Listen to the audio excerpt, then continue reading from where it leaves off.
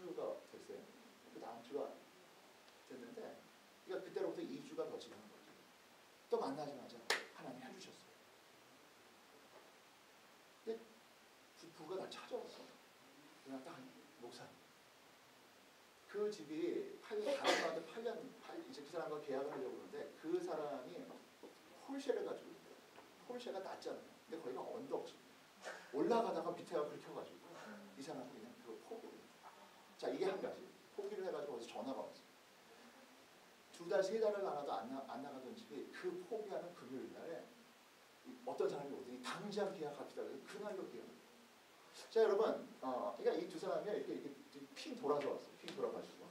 이거 완전히 저를 이제 하나님 어떻게 하셨어요? 어떻게 하셨어요?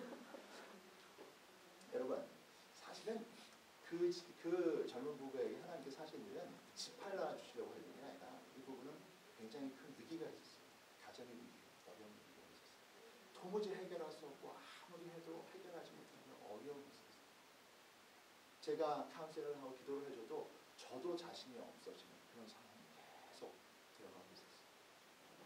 사실 집 팔리는 게 문제가 아니라 가정이 유지되는 게 문제였어요. 이 두 부부의 입술에서 나오는 고백은 뭐죠? 제가 얘기한 거예요. 하나님이 이번에 보여주신 이 사인은 우리의 가정의 문제를 하나님 해결해 주시는 하나님의 사인. 얼마나 감사하든지. 여러분, 저 그렇게 드림 있는 목사 아닌 거 아시죠? 알죠. 아니, 저 안 되는 거 절대로 저 안 된다고 얘기 안 해요. 기도해도 기도해드릴게요 하지 응답 주셨어요. 이런 얘기 다 안 합니다. 근데 4번에 걸쳐서 된다고 하면서 하나님 이게 도대체 목회를 하라는 겁니까? 말라는 겁니까? 하나님께서 그 역사를 주셔가지고 이 두 부부의 삶에 헌신을 주셨어요. 문제에도 불구하고 하나님께서 우리에게 하나님께서 역사하신다. 교사로 헌신하는 그냥 삶을 드리기로 하는 거예요.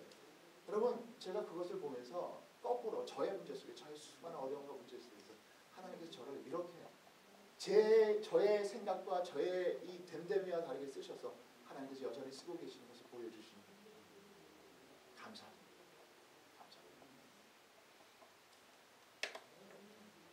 또 한 번은요. 또 한 번은 지난주에 태어난 아기가 있어요. 아기가 있는데 이 아기는 하나님께서 주신 한 가정에 주신 아기인데 목사님 사모님 부부인데 유학원 사람, 굉장히 똑똑한 사람. 한국에서도 그렇고 미국에서도 그렇고 공부를 많이 했어요. 하나님께 기도한다고 그러지만 여러분 솔직히 이 똑똑한 사람들은 기도보다는 자기 머리를 믿고 살아요. 첫 번째 아이도 가질 수 없는 걸 시험관 아이로 가르치는 그런 집. 근데 남편이 디스크가 심해져가지고 일어서 있지도 못하고 학교 수업 시간에 누워가지고 수업을 들어야 돼요. 페이퍼도 누워서 쓰는 그런 아주 줄줄 디스크.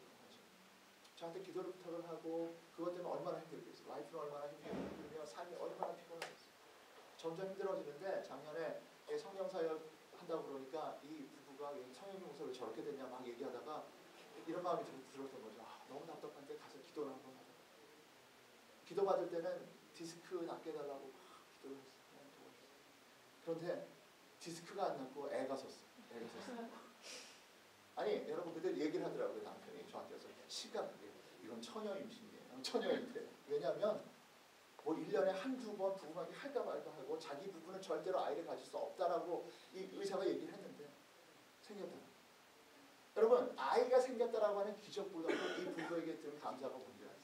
하나님께서 컨펌해 주신 이 사건을 통해서 비록 디스크가 있고 비록 어렵지만 하나님 반드시 우리의 삶을 이루어 주십니다. 이 확신이 들어요. 이 간증을 했어요. 나와서 사모님이 나와서 간증. 우리 교인들은 들으셨겠지만 간증을 했어요. 사람들 삶 속에 들어간 생각은 하나님이 살아 역사하시는데 나의 이 문제인들 하나님 해결해 주시는 거죠. 여러분 성령 사역이 뭔지 아십니까? 우리가 뭐 방언을 안 하고 또는 우리가 무슨 저 신비한 하나님의 어떤 영적인 것을 우리가 경험하지 못했을지라도 성령을 긍정하는 삶이란 무엇이냐면 하나님의 성령의 역사는 나의 이해, 나의 한계, 나의 문제의 범주보다 높은 곳에서 하나님이 우리를 돕고 계시다는 거예요. 지금 여러분의 삶을 그렇게 돕고 있다는 사실을 믿으시기 바랍니다. 저의 삶도 마찬가지예요. 제가 성령에 대해서 꽤나 잘 알고 능력 있고 그래서 성령 사역을 하는 게 아니라 나의 한계를 극복하는 하나님의 성령의 역사를 저는 믿기 때문에 인정합니다. 지난주 예배를 드리는데요. 지금 저희 아버님도 혼수 상태였어요. 수술을 받고 깨나지 못하고 있어요. 6시간 수술을 받아야 되는데 12시간 전신 마취를 하다가 문제가 생겼어요. 수술도 마무리 짓지 못하고 지금 깨어나게 하기 위해서 지금 의사들이 혼신의 노력을 하고 있습니다. 계속되는 어려움들이 있고 주일이 되면 참 마음이 힘들 때가 있어요. 저도 목사이라고 하지만 저 자신의 문제와 제 자신의 한계 때문에 고민하는 목사. 주일날 예배를 준비하고 하는데 이런 기도가 나왔어요. 항상 주일 기도할 때는 하나님 그 예배의 은혜를 주세요. 말씀의 지혜를 주세요. 이렇게 기도를 했지만 그날따라 하나님 좀 하나님이 살아계신 걸 좀 보여주세요. 지금 저를 쓰시는 것을 하나님 성령의 그 임재와 능력을 좀 보여주세요. 이런 기도를 드렸어요. 예배를 인도하고요. 한 2시간 반 정도 이제 끝나고 나서 2시간 반 정도 지나는데 전화가 왔더라고. 전화를 콜백을 하니까 우리 교회 나온 지 오래되지 않으신 부부인데 여자분이 전화를 했어요. 전화를 해서 이분이 얘기하는 게 뭐냐면 하나님 내 병을 고쳐주셨다. 예배 속에서 하나님의 임재 속에서 이 너무나 오래된 고질병이 나왔어요. 그게 뭔지 몰라요. 그러면서 자기가 오늘 예배 때 오기 전에 하나님 오늘 예배에서는 좀 뭔가 성령께서 임재하셔서 나를 고치시는 그 역사가 있기를 바라요. 그 응답이 됐다고 막 간증을 하는데 사실 그리고 그냥 본인이 감사하는 저는 알 수가 없는데 성현경 목사에게 전화하고 싶다라는 마음이 들더라고요. 주일날 지나기 전에 저한테 전화를 해가지고 저한테 제가 전화를 했는데 저는 그때 순간 느낀 게 하나님이 나의 기도에 이렇게 응답하시고 내게 하나님의 역사와 임재하심을 컨펌해 주시는 나의 믿음 없음과 나의 연약함 하나님 섬겨주시는 것을 느꼈습니다. 여러분 문제가 모든 것이 해결된 것이 아닌데 여전히 저희 아버지는 혼수 상태시고 여러분의 삶에도 문제는 여전히 있을 것입니다. 어려움은 여전히 있을 것입니다. 그러나 그럼에도 불구하고 절대로 포기하지 말아야 되고 절대로 우리가 한숨 쉬지 말아야 되는 이유는 성령의 역사는 계속되고 있습니다. 예수님을 인도하신 이 성령의 인도하심은 예수님을 어디로 보내요? 광야로 보내요. 근데 여러분 광야라고 하는 것은 먹을 것이 없고 마실 것이 없고 정말 힘든 곳이지만 하나님은 광야 속에서 우리 예수님에게 당신의 독생자 예수님에게 성령의 기름 부으심을 하십니다. 하늘의 양식을 주십니다. 이길 수 있는 힘을 주세요. 성령이 이끌림 받는 사람은 절대로 망하지 않습니다. 절대로 망하지 않습니다. 우리 옆 사람에게 얘기해 줍시다. 당신은 절대로 망하지 않습니다. 우리 서로에게 얘기해 줍시다.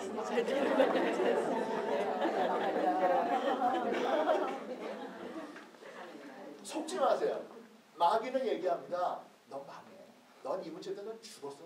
넌 끝장이야. 이렇게 얘기해요. 그러나 하나님은 어떠한 문제도 우리를 꺾을 수 없고 우리는 망하지 않아. 이게 성령이 인도하죠. 성령은 광야에서 식탁을 내시는 성령은 광야에서 샘물을 내시는 성령께서는 우리를 광야의 삶 속에서 하나님께서 이끄신 최고의 복의 삶을 이끌어주시는 성령은 바로 그 역사를 이끄시는 거죠. 성령의 역사 안으로 들어가기 위해서 우리에게 필요한 것은 바로 성령이 이끄시는 이 삶을 끝까지 포기하지 않아요. 성령이 이끌림 받다가 우리는 때때로 포기하고 그냥 우리를 의지하는 삶으로 돌아가요. 경비행기 비행하신 분 혹시 있는지 모르겠지만 경비행기 비행의 가장 큰 어려움은 뭐냐면 이 벌티고가 났을 때 벌티고라는 게 뭐냐면요. 우리의 감각이 뒤집어집니다. 하늘이 뭐 같아요? 땅 같아요. 땅이 하늘 같아져요. 분명히 계기는 뭐라고 얘기해요? 지금 똑바로 나르고 있다고 그러는데 내 감각은 지금 내가 거꾸로 나르고 있어요. 그래서 계기를 믿지 못하고 내 감각대로 틀다가 비행기가 추락해요.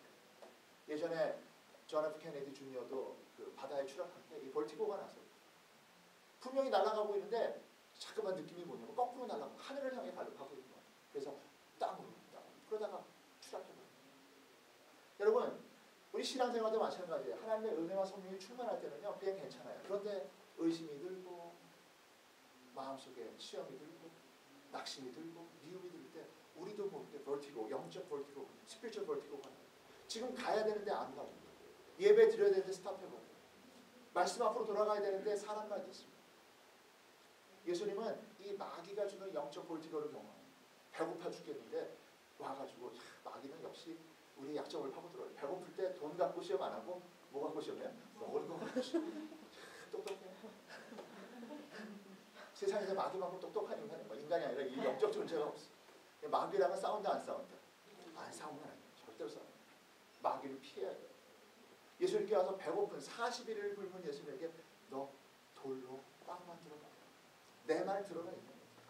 그러나 예수님은 그때 자기의 감각, 배고픔이란 감각에 속지 않으시고 무엇을 붙들어?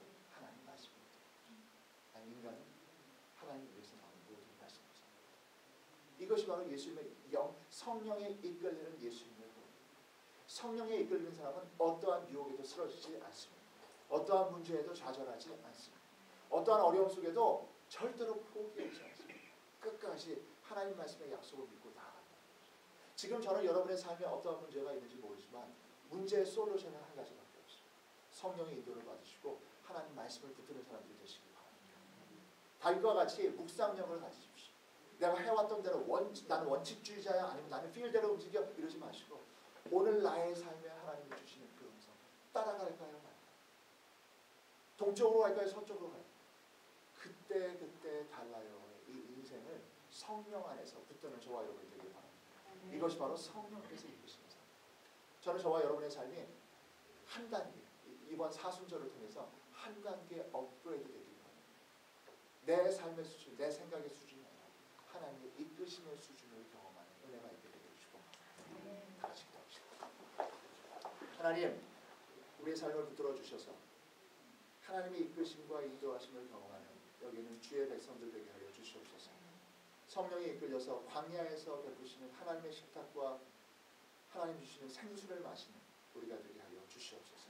성령에 이끌려서 우리의 생각과 우리의 경험이 주지 못하는 새로운 하나님의 세계를 발견하게 하여 주시옵소서. 모든 것을 주께 의탁하오니 우리 구주 예수님의 이름으로 기도드리옵나이다. 아멘. 하늘에 계신 우리 아버지여, 이름이 거룩히 여김을 받으시오며 나라가 임하옵시며 뜻이 하는 것 같이 땅에서 이루어지이다. 오늘날 우리에게 이러한 양식을 주옵시고 우리가 우리에게 죄인들을 사해 준 것 같이 우리 죄를 사해 주옵시고 우리 시험에 들지 말게 하옵시고 다만 하게서 구하옵소서. 대개 나라와 권세와 영광이 아버지께 영원히 쌓옵나이다. 아멘. 하나님께 감사의 박수.